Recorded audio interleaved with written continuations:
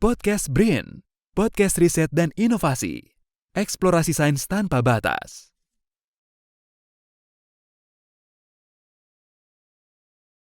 Bertemu lagi dalam podcast Badan Riset dan Inovasi Nasional, kembali lagi dengan saya Bobby dan masih dalam rangkaian episode teknologi digital dan aktivitas penelitian di era digital. Dan dalam episode kali ini telah hadir bersama saya Saudari Media Reni Sulaiman atau biasa dipanggil Reni. Selamat datang Reni. Hai, selamat datang juga Mas. Selamat pagi. Selamat pagi. Dan Reni, saya bertemu Reni adalah dalam suatu kegiatan training tentang Digital Age di University Griffith Australia. Dan saat ini saya dan Reni berkolaborasi untuk melakukan pengembangan managing data penelitian melalui secara digital dan juga metode riset digital sesi 2 di tahun 2022. Dan Reni ini adalah pustakawan di Pusat Data dan Informasi BRIN atau Pusdatin BRIN, dan Reni ini cukup aktif kegiatan bersama Perpusnas Nasional dan dapat beberapa award ya kalau nggak salah terakhir kemarin, dan dia juga berkolaborasi dengan Librarian Global. Dan kali ini kita mengundang Reni akan mengetahui lebih dalam mengenai data management planning dalam siklus penelitian. Data management planning atau DMP merupakan bagian penting, namun sayangnya masih sedikit disampaikan di dalam mata kuliah metode penelitian di kampus-kampus misalnya.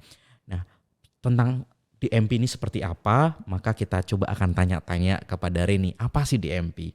Nah, kira-kira nih Reni, supaya teman-teman peneliti atau akademisi ini memahami apa sih DMP, terutama terkait dengan siklus penelitian, bisa nggak diceritakan apa sih DMP itu? Iya, DMP ya, singkatan dari Data Management Planning, atau kalau bahasa Indonesianya perencanaan data penelitian. Biasanya ini embedded di dalam satu proposal riset ataupun clearance etik. Dan sebenarnya komponennya itu dikit banget, hanya ada 5 poin yang bisa kita sampaikan. Apa aja itu 5 poin? Iya, jadi si peneliti itu perlu aware atau mengenali datanya dulu. 1, kenali data. Riset. Kemudian saat di proposal itu kan pasti ada namanya metode penelitian dan collecting data. Nah, poin kedua adalah setelah mengenali data, mereka pasti tahu cara memperoleh datanya. Oke. Nah, Jadi yang kedua adalah bagaimana mendapatkan data atau data collection. Dan yang ketiga, setelah mengenali dan memperoleh data, tentu ada penyimpanan dong. Oke. Nah, di situ ada tahapan namanya pengelolaan data. Itu sebenarnya ada siklusnya sendiri, tapi teman-teman peneliti ataupun para pelaku riset pasti mengetahuinya. Dan di situ di dalamnya ada bagian hasil analisis, kemudian bagaimana etika penelitian atau data sensitif diberlakukan, dan kemudian data itu disimpan di tempat yang jangka lama. Oke, yang ketiga adalah penyimpanan data ya. Dan termasuk di dalam penyimpanan data ada etika. Dan sebelumnya kita sudah membahas nih bagaimana nyimpan data secara digital dengan Mas Rizal. Nah, yang keempat apa nih Ren? Nah, Elemen ini keempat. 2 poin terakhir ini yang sebenarnya jarang sekali dilakukan atau umumnya di Indonesia ya, tapi sudah cukup menjadi good practices atau praktik baik di luar negeri atau mungkin kalangan global. Poin keempat itu adalah penyebarluasan dari data penelitian itu. Oke, atau data sharing ya, istilah kerennya data sharing. Oke, kalau yang kelima nih apa nih Ren? Nah, yang terakhir itu tentu setelah penyebarluasan dipelihara. Oke. Jadi Data dipelihara, maksudnya apa itu? Nah, kalau tadi data sharing, kata kerennya itu datanya adalah yang curated. Jadi data-data yang sudah disebarluaskan tentunya punya kualitas yang nantinya akan menjadi poin untuk kolaborasi penelitian. Jika data mentah atau data raw yang dimiliki para peneliti yang menjadi bagian analisis penelitian itu tidak berkualitas, istilahnya tidak dikurasi dengan baik, itu tentu tidak akan mendukung bagaimana kegiatan penelitian lanjutan dilakukan gitu. Jadi semacam evaluasi dari kegiatan penelitian itu adalah dikurasi tadi ya.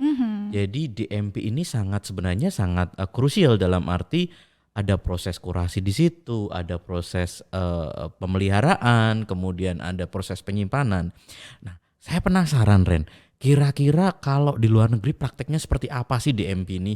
Dan setahu saya ini, saya kalau lihat sosmednya Reni itu wah sering banget nih bikin webinar, kemudian diskusi, kemudian banyak sekali kegiatan-kegiatan melibatkan pustakawan dari internasional, yang saya rasa kalau di luar negeri posisi pustakawan ini sangat bergengsi karena disitulah bagaimana data-data itu disimpan, bagaimana data-data itu dikelola, apalagi hasil-hasil penelitian yang kalau kita berbicara sejarah dengan cepat kita bisa call data tersebut ya. Nah, kira-kira prakteknya gimana nih, Ren?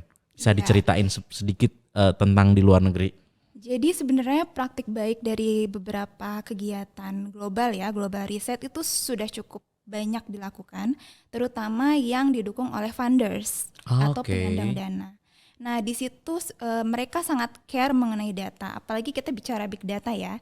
Big data yang udah jadi the new oil, the new currency, modal kapital kita yang menjadi aset berharga kita, apalagi dalam penelitian.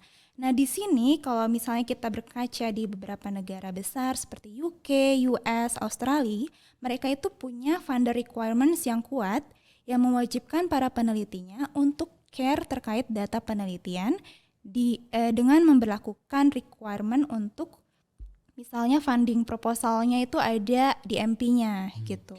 Nah, itu tentu secara teknis, secara ekosistem itu sangat membangun ekosistem dari penelitian sendiri karena mereka melihat data penelitian itu sebagai aset penting, tidak hanya melihat scientific output yang mungkin bentuknya laporan ataupun artikel ilmiah, tapi data-data itu menjadi simpanan yang punya modal atau kapitalnya sendiri. Oke. Artinya bahwa apa yang kita rasakan era saat ini tentang kehidupan kita istilahnya itu menjadi lebih nyaman karena memang kontribusi-kontribusi dari hasil penelitian baik berupa teknologi, cara hidup, obat-obatan dan sebagainya. Nah, untuk mencapai ke sana ternyata juga harus dikelola gitu kan. Bagaimana distrukturkan secara baik, dan tadi kalau di luar orang aware nih atau orang akhirnya implementasi DMP itu karena ya diwajibkan gitu kan, terutama ada funders dan mungkin ada juga tentang clearance etik ya, itu kan DMP menjadi wajib. Nah, kalau di Indonesia apakah sudah dilakukan hal serupa atau masih DMP itu bersifat voluntary kira-kira? Nah, jadi DMP itu sebenarnya masih dalam perkembangan untuk regulasi ya. Oke. Karena seyogyanya memang kami juga sejalan atau secara paralel melakukan pengembangan-pengembangan dari sisi infrastruktur. Mungkin tadi ada pembahasan mengenai RIN, repositori ilmiah nasional, ataupun penggunaan repositori data ataupun karya lainnya. Kemudian pengembangan SDM juga dari sisi untuk para peneliti maupun profesional informasi, kami ingin membangun awareness atau kesadaran bahwa manajemen data riset ataupun karya riset itu juga penting menjadi pegangan mereka. Artinya apakah para peneliti sudah memasukkan DMP-nya dalam proposal atau di LIPI sendiri atau di BRIN sendiri sudah banyakkah yang mengadop ini? Beberapa sudah ada yang melakukan, terutama ya tadi yang aku sebutin fundingnya luar gitu. Mereka pasti mau nggak mau mengikuti requirement itu. Persis sih, pada saat saya juga apply Research Grant Internasional memang sudah disyaratkan itu DMP-nya seperti apa, bukan hanya masalah mendapatkan data tetapi bagaimana mengelola, menyimpan, dan pasca dari penelitian itu datanya akan seperti apa ya. Nah, kira-kira nih kenapa di Indonesia atau di Indonesia peneliti belum banyak yang adopt DMP? Apa karena kebijakannya juga belum mewajibkan? Itu kira-kira kenapa, Ren? Nah, pertama-tama memang kita aware juga terkait kekurangan kesadaran itu ya terkait DMP. Dan akhirnya kami membangun ekosistem, tentunya ada yang bottom up, ada yang top down. Yang top down kita ini menggaungkan regulasi dari Undang-Undang Nomor 11 Tahun 2019 mengenai Sistem Nasional Iptek. Khususnya di pasal 40 mengenai wajib serah dan wajib simpan data primer dan karya Litbang Jirap. Nah, itu di situ akan ada PP atau Perpres turunan yang akan juga sangat inline terkait requirement DMP dan juga Satu Data Indonesia untuk sistem integrasi nasional terkait iptek. Artinya data itu sudah masuk di dalam ranah legal formal ya. Jadi sudah ada aturannya bagaimana data itu dikelola, bagaimana kenapa itu perlu dikelola karena dia sangat sangat berharga ya. Dan tadi yang sampaikan Reni bahwa big data itu sudah menjadi sebuah mata uang ibaratnya. Nah, kira-kira nih saya pernah iseng-iseng lihat waktu Reni bekerja karena kita collab bareng itu sangat rapi nih nyusunnya nih di MP-nya. Nah, mungkin bisa dikasih contoh gimana sih bikin itu menjadi hal yang sederhana sehingga teman-teman bisa praktek nih gimana kira-kira? Iya, seperti yang tadi ya, sangat simpel sekali. Kita bisa mengikuti polanya di MP. Itu pertama mengenali data dulu. Kalau misalnya kita di dalam tim kegiatan riset ataupun secara individu, tentunya bisa diawali dengan perbaiki dulu nih pola manajemen data yang ada di file dan folder kita. Itu hal kecil tapi sangat ngena gitu ya, karena nantinya saat sharing data maupun saat analisis data kita akan mudah menerapkan prinsip FAIR namanya yang paling kita sering gaungkan kepada para teman-teman peneliti maupun komunitas ilmiah, bahwa adanya prinsip findable, kemudian mudah dicari, kemudian accessible, mudah diakses, interoperable dan reusable. Oke, berarti artinya bisa digunakan lagi untuk penelitian selanjutnya atau penelitian yang lain dan ini termasuk dalam data sharing tadi ya. Kalau yang interoperable itu apa kira-kira maksudnya? Iya, kalau itu merupakan bagian dari bahwa data itu bisa dibaca jangka panjang. Ataupun disimpan di dalam sistem yang jangka panjang dan terbaca. Artinya readable ya. Jadi yang bukan hanya kita tetapi misalnya ada peneliti lain yang membutuhkan data, dia bisa mudah memahami data kita itu seperti apa. Jadi menggunakan bahasa universal ya. Kurang lebih seperti itu ya Ren ya. Nah, kalau misalnya Ren, kalau saya masih malas lah, pasti di MP masih malas mempelajari, resikonya apa nih kira-kira nih? Ya tentu lebih ke expertise ya. Kalau misalnya kita bicara keahlian kita terkait satu bidang tertentu dan output kita kebanyakan artikel ilmiah misalnya ataupun laporan dan beberapa output bentuk litbang jirap, jika seseorang atau pihak ketiga ingin berkolaborasi dengan kita dan tertarik dengan penelitian kita terdahulu tapi kita tidak memiliki data mentahnya dengan mungkin alasan pragmatis, laptop saya hilang, hard disk saya rusak, ataupun itu sering banget semua itu. printed materials kita nggak ada di arsip mana dan hilang sudah gitu. Ataupun mungkin kita di dalam tim kolaborasi datanya itu dipegang banyak pihak dan mungkin tidak update gitu. Jadi satu hal yang sangat disayangkan jika kita sendiri manajemen data pribadi maupun tim itu minim. Maka dari itu awareness terkait manajemen data penelitian sangat penting. Artinya kita bisa kalau misal saya bertahan dengan udahlah dicampur-campur, apalagi kan kok buru-buru nih kayak simpan aja gitu, apalagi yang simpan dalam client base, model client base di laptopnya atau di mesin PC-nya masing-masing itu susah nyarinya ya kan? Susah nyarinya, kemudian kehilangan potensi kolaborasi dan juga kehilangan potensi untuk didanai dari pihak-pihak eksternal ya. Dan kira-kira juga mungkin akan kedepannya akan semakin kacau pada saat kalau kita produktif, kita banyak riset, kemudian susah nih nyari, wah ini risetnya di mana gitu ya, datanya di mana. Dan kalau tidak salah pun beberapa publisher jurnal itu juga meminta beberapa data. Kalau kita mau publish artikel ilmiah, mereka juga minta data mentahnya kayak apa, ya nggak kan? Betul banget. Dan beberapa publisher luar, termasuk sebenarnya di Indonesia sudah ada yang menerapkan, mereka meminta supplementary files yang berbentuk raw data. Dan itu kedepannya atau memang sedang terjadi juga, itu akan di peer review juga. Jadi tidak hanya naskah, tetapi raw data atau data mentahnya, agar memastikan bahwa artikel ilmiah itu benar, absah, valid gitu ya. Dan valid, betul. Oke, jadi artinya nggak sembarangan nih untuk melakukan publikasi ilmiah, nggak asal gitu ya, nggak. Dan salah satunya ternyata kedepannya data pun akan divalidasi, bukan hanya artikelnya. Kalau tadinya kan kita pakai misalnya untuk yang cek aslian naskah itu kan juga kita pakai salah satu aplikasinya kalau nggak salah Turnitin ya, itu kan juga dipakai. Dan nantinya jangan-jangan juga ada aplikasi yang bisa ngecek keabsahan data tadi ya. Nah, kalau misal nih buat orang yang awam gitu, mulai dari mana selain tadi aware bahwa memisahkan jenis data, mungkin maksudnya memisahkan adalah apakah ini bentuknya teks atau bentuknya ini adalah video, atau apakah seperti itu yang dimaksud Ren? Iya, organisasi sih ya, lebih ke organisasi data, ya? Dan file naming data. Jadi simpelnya adalah memastikan bahwa setiap data yang kita produce, every level of step of research activities itu perlu didokumentasikan dengan baik.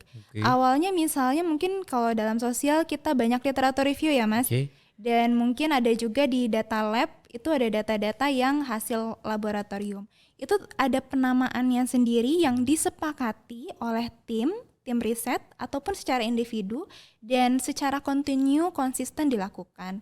Itu akan sangat membantu sekali dalam manajemen. Bisa nggak sih folder-foldernya dikasih icon-icon yang lucu-lucu atau? Tentunya bisa sekali. Banget ya. Jadi kalau misalnya di Windows atau mungkin di Mac itu bisa ke propertiesnya dan pilih icon.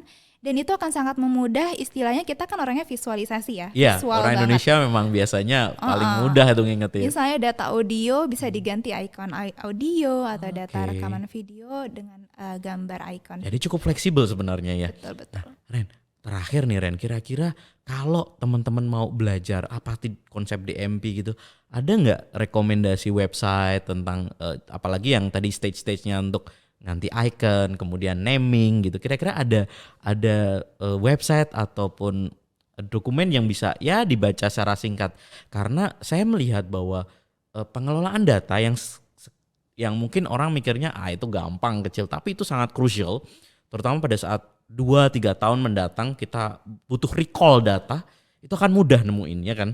Akan mudah terstruktur dengan baik. Nah, kira-kira nyarinya kemana nih tentang belajar DMP itu yang ya mudah lah mudah diikutin. Iya, sebenarnya banyak beberapa guidelines yang dibuka di luar terkait bagaimana awareness terkait data management planning dan juga RDM. Nah, guidelinesnya sendiri memang kebanyakan dari UK, Australia atau US gitu ya. Nah, di Indonesia sendiri kami sedang membuatnya dan itu collab di LIPI atau di nanti kedepannya akan BRIN kolaborasi dengan para penyandang dana. Wow. Gitu, penyandang dana dan juga kelembagaan IPTEK istilahnya ya, karena yang sesuai yang tercantum di Sisnas IPTEK itu bahwa penyandang dana dan kelembagaan IPTEK punya andil untuk menggaungkan terkait DMP, RDM, Research Data Management juga, dan juga Open Science. Artinya bahwa kontribusi dari BRIN untuk pengembangan ilmu pengetahuan di Indonesia bukan hanya sekedar menyiapkan infrastruktur secara digital RIN tadi, Repository Ilmiah Nasional, tetapi juga bikin guideline kepada peneliti dan akademisi di Indonesia bagaimana mengelola data. Kurang lebih seperti itu ya Ren ya. Baik Ren, terima kasih banyak obrolan kita tentang data management planning yang saya rasa akan sangat bermanfaat buat para akademisi di Indonesia. Terima kasih banyak Ren. Dan pengelolaan data yang baik akan menghasilkan kualitas penelitian yang baik, bermanfaat dalam proses diseminasi maupun pada saat kita akan meng-apply research grant, serta juga memenuhi aspek etika penelitian. Praktik pengelolaan data yang benar akan melindungi peneliti maupun objek peneliti, serta materi penelitian itu sendiri di masa mendatang. Semoga diskusi ini bermanfaat dan sampai jumpa pada episode selanjutnya. Eksplorasi sains tanpa batas, salam BRIN.